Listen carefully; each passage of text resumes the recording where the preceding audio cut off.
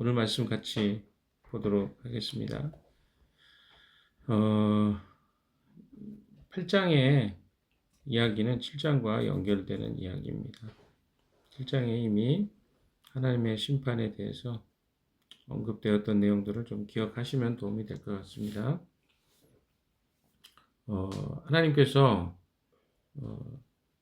아마샤와 이야기했던 내용들을 중간에 삽입이 됐죠. 환상들을 보다가 이스라엘이 실제로 어떤 심판을 당하게 될 것인가.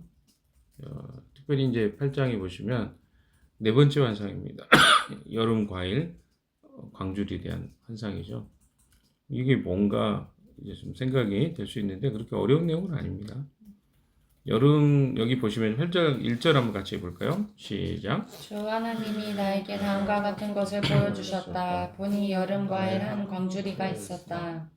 2절에 주님께서 물으신다. 아모스야, 내가 무엇을 보느냐?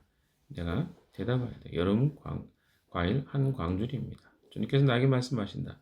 나의 백성이 이스라엘이 끝장났다. 내가 이스라엘을 다시는 용서하지 않겠다.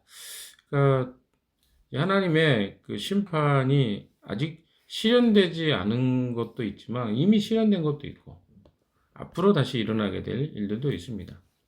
근데 우리가 보았던 것처럼 두 가지 그 환상에 대해서는 하나님이 내리시겠다 했지만 아모스가 기도함으로 그 환상의 내용들이 임하여지지 않았습니다. 그러나 세 번째부터는 용서하지 않겠다. 이런 표현들이 많이 나와 있죠. 여기에서 여름 과일이라고 표현되어 있는데 여름 과일이 뭐 우리로 따지면 수박이나 포도나 뭐 이렇게 한가득 광주리 과일 바구니에 담겨져 있는 것이죠. 근데 이게 익은 과일 바구니를 보면 무엇입니까? 어떨 때 과일을 따는가요? 여러분, 그 과일이 충분히 익었을 때, 그때 따는 거죠. 포도도 충분히 뭐 익지도 않았는데 따지 않죠. 수박도 마찬가지입니다. 이 말은 뭘까요?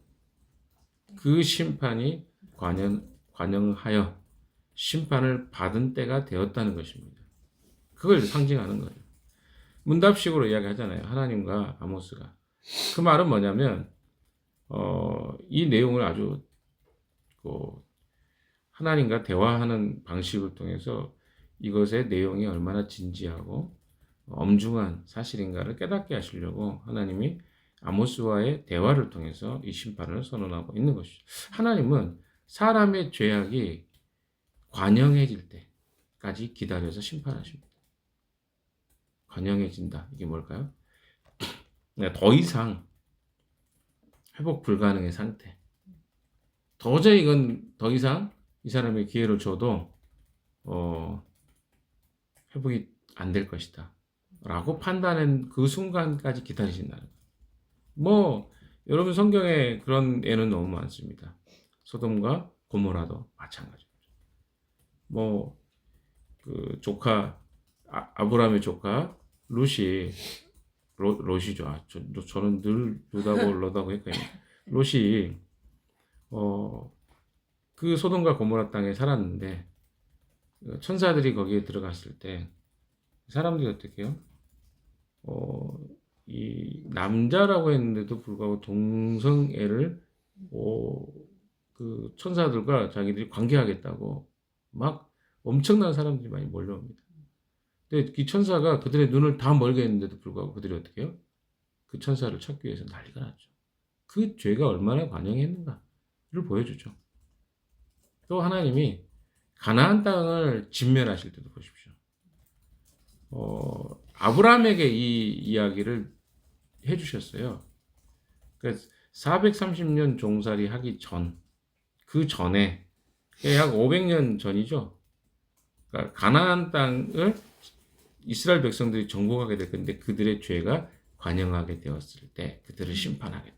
그러니까 하나님의 심판이 어떤 단 한순간에 분노나 감정에 의해서 심판이 아니라 그 사람에게 도저히 이 사람은 가능성이 없다.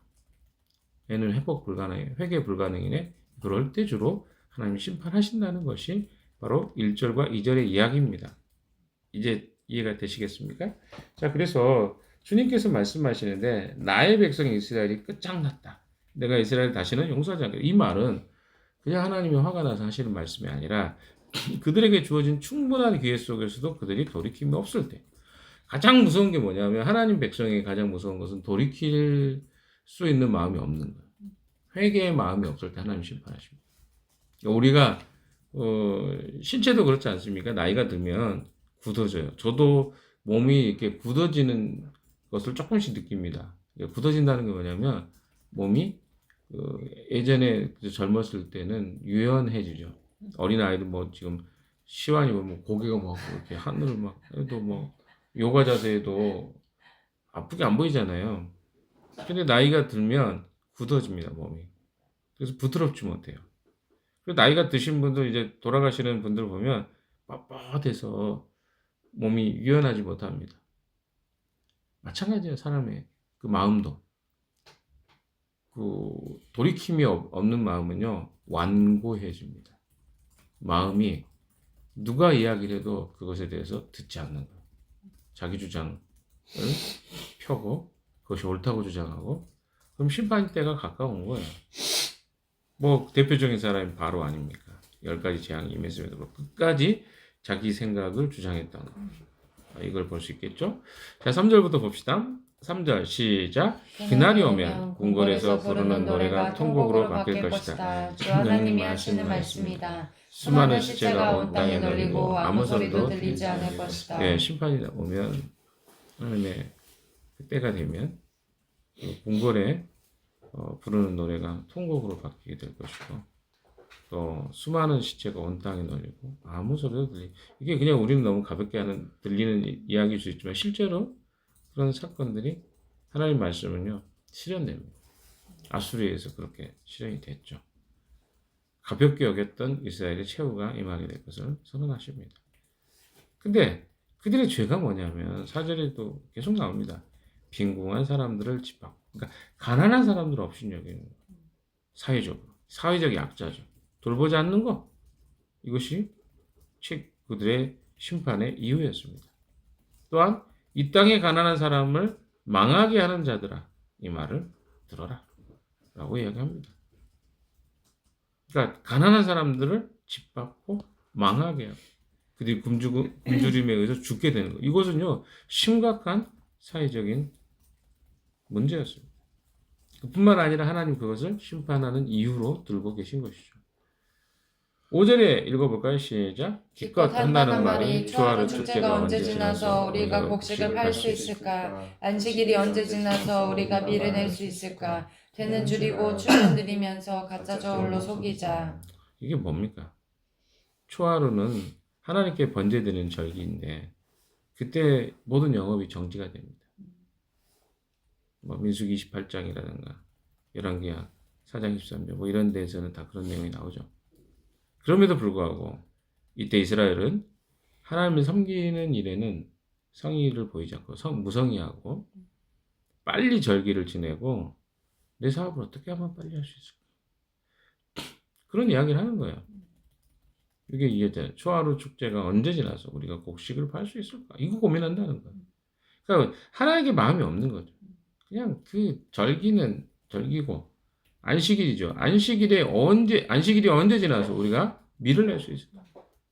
정말 요즘 사람들하고 비슷한 것 같아요. 우리 신앙인들도 이런 거 많잖아요. 주일은 그냥 빨리 지나가는 요식행위. 여러분 생각하죠? 빨리 지나서 내가 또 하고 싶은 거. 예배는 언제 끝나? 왜 이렇게 설교가 길어? 이런 사람 굉장히 많습니다. 그리고 그래서 일반 교회에 전통 교회는 1시간 안에 다 끝나. 찬양부터 시작해서 싹 설교까지. 왜? 성도들이 싫어하니까. 좀 그런 거 아닙니까? 그게 과거에도 없었을까? 여기 보시면 하반절에 보시면 되는 줄이고 추는 들이면서 가짜 저울로 속이자. 이게 뭡니까? 그때 당시에 그 곡물을 뭐죠? 파는 뭐 세는 단위랄까요? 에바라는 그 곡물을 담는 거죠. 에바가 있었습니다. 근데 에바를 어떻게 해요? 줄이는 거예요. 줄인다는 말은 뭡니까? 정규 규격인데 가라고. 그렇죠. 적게 줄 수 있는 한 대면 한 대에 맞게 줘야 되는데 그 대를 줄여버리면 어떻게 돼요? 적게 주는 거예요. 자기는 적게 주고 또 뭐요? 저울은 느리는 거예요. 그러니까 뭐요? 비싸게. 비싸게 파는 거죠. 저울을 조작하는 거죠. 이런 것들을 하나님이 심판의 이유로 이야기하십니다. 그래서 은을 다하는 저울이 있는데 그 사람들이 돈을 내야 돼요. 그럼 어떻게 해요? 그걸 느려요. 많이 올려놔야 저울이 내려가게. 이런 사기꾼들이 있었다. 하나님 그걸 지적하는 거예요. 근데 심판의 이유를 잘 보세요. 종교적 이유도 있지만 종교가 결국은 어디로 나타납니까? 삶의 모습으로 나타난다는 거예요. 그 심판의 이유였습니다. 6절도 보십시오. 헐값에 가난한 사람들을 사고 신한컬레 값으로 빈곤한 사람들을 사자. 찌꺼기 밑가지도 팔아먹자 하는구나. 이게 그 당시에 사람들의 모습이었습니다. 가난한 사람들은 더욱 가난해지고 그들에게 지어진 무거운 멍에는 가벼워질 수 없는 그런 사회적인 악순환. 그렇죠? 부유한 자는 계속 부유하고 노예가 되고 빈곤한 사람들을 신앙컬레 얼마나 됩니까? 얼마 안 되죠. 옛날에 신앙. 근데 그럴 만큼 가난한 사람들이 많았다는 겁니다. 그걸 내버려 두었던 결과 하나님의 심판의 이유였습니다. 7절 읽어봅시다. 시작. 주님께서 야곱의 자랑을 걸고 맹세하신다. 그들이 한 일 그 어느 것도 내가 두고두고 잊지 않겠다. 야곱의 자랑이 뭘까요? 하나님 자신을 가리킵니다. 야곱은 이스라엘이잖아요. 이스라엘의 자랑이 하나님이라는 거죠. 하나님 자신을 걸고 맹세하십니다. 왜? 야곱이라는 이야기 왜 할까요? 하나님 백성이라는 말이에요. 이들이 하나님 백성이 아니면 하나님 자기를 걸고 이야기할 이유가 없잖아요. 하나님 백성을 향해서 하나님 자신이 이야기합니다. 그들이 한 일, 그 어느 것도 내가 두고두고 잊지 않겠다. 그러니까 했던 행동들을 하나님 백성들이 하는 행동, 우리가 하는 행동 하나님 안 잊어버리신다는 거예요. 그래서 우리가 두렵고 떨림이 있는 거예요. 내가 하는 행동에 대해서 하나님이 눈 감아 버리시면 뭐 나쁜 짓 수도 없이 하겠죠. 우리가 하나님 앞에서 우리의 삶을 점검하고 살펴야 될 이유가 뭐냐면 하나님이 우리가 한 행동들에 대해서 기억하시기 때문에 그렇습니다. 8절 같이 봅시다. 시작. 그들이 이렇게 죄를 지었는데 어찌 땅에 지진을 일으키지 않겠으며 어찌 땅에 사는 자들이 모두 통곡을 하지 않겠느냐. 온 땅이 강물처럼 솟아오르다가 이집트의 강물처럼 불어나다가 가라앉지 않겠느냐. 하나님이 이렇게 죄를 지었는데 사회적 약자 또 그들이 보이지 않는 것 보이는 곳에서 얼마나 많은 죄를 지었는데 내가 땅의 지진도 제가 여러 차례 이야기 드렸죠. 지진에 관한 거. 지진이 일어나는 것은 이 땅이 영원하지 않다는 것을 이야기하는 것이라고 했습니다. 왜? 우리가 살고 있는 세상이 영원한 것이라고 우리는 착각하기 때문에 마음대로 살아갑니다. 근데 어떻습니까? 지진이 일어난다는 거예요. 흔들리는 거예요.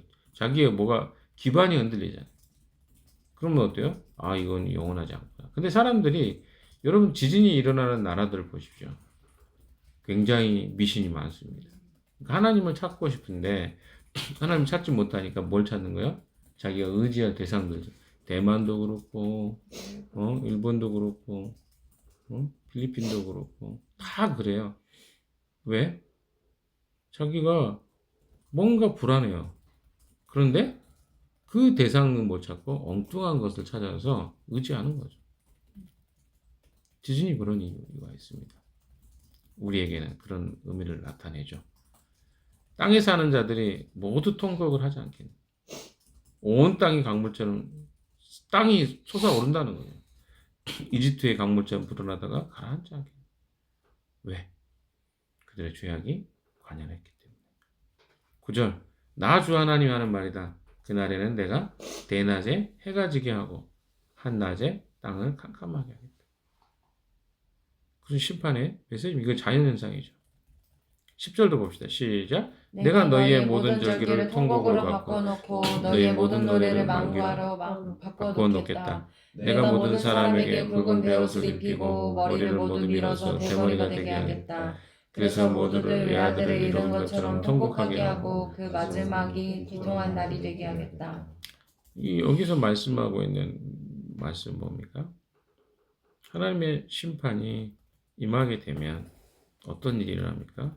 사람들이 전부 다 주변에 죽은 사람들이 나오니까 굵은 베옷을 입고, 그렇죠? 머리를 모두 밀어버리고 대머리가 되면 슬픔의 표시죠. 이스라엘 사람은 주로 그런 표현을 합니다. 그래서 모두가 외아들을 잃어버린 거죠. 그 슬픔이 실제로 고통으로 임하게 되는 날이 올 것이다. 그렇게 바꿔버리겠다. 하나님이 그 일을 하신다는 거죠. 그날이 온다. 나중에 하나님이 하는 말이다. 내가 이 땅에 기근을 보내겠다. 사람이 배고파 하겠지만 그것은 밥이 없어서 겪는 배고픔이 아니다. 사람들이 목말라 하겠지만 그것은 물이 없어서 겪는 목마름이 아니다. 주의 말씀을 듣지 못하여서 사람들이 굶주리고 목마라 할 것이다. 굉장히 중요한 아모스서에서는요. 7장에 있었 5장이었죠. 공의가 하수처럼 정의가 강물처럼 이런 표현이 굉장히 5장 24절인가요? 그 말씀하고 7장 지금 8장 11절이죠. 이 말씀이 굉장히 유명한 말씀 중에 하나입니다.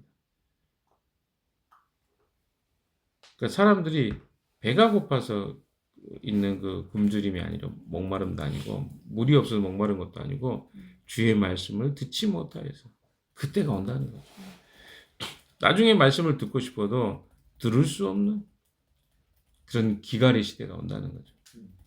심판의 시기에는요, 이 하나님 말씀도 들을 수 없는, 우리에게는 지금 기회가 있잖아요.